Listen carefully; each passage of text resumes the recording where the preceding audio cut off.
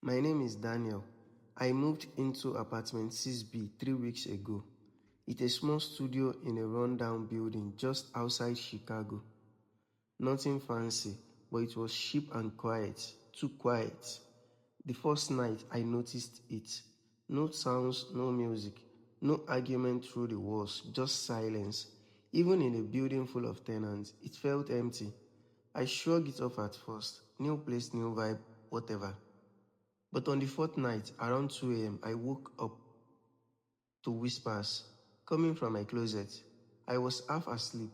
I figured maybe it was from the hallway or outside. But when I opened the closet, nothing. Just clothes and boxes. No sound, no one there. I went back to bed. But then it happened again and again, every night around 2 a.m.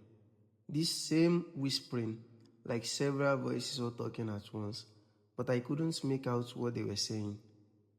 It got so bad I started sleeping with the closet lights on. I even left my phone recording one night, hoping to catch something. Next morning, I played it back, 2:04 a.m. static. Then I heard it.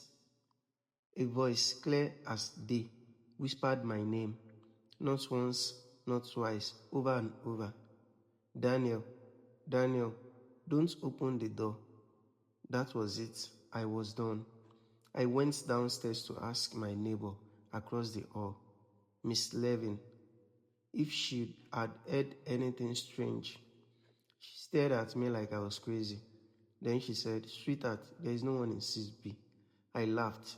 I thought she was joking, but she wasn't. She told me that 6B had been empty for years. The last tenant, a man named Malcolm, went missing in 2017. He would complain about hearing voices too, said they came from the closet. The landlord eventually changed the locks and sealed it up. But I had a key. I signed a lease. When I called the landlord, he stammered, said there was no lease, said he thought 6B was still under renovation. He asked me, "Are you inside that apartment right now?" I hung up. I ran back upstairs. The hallway felt colder. My door was slightly open.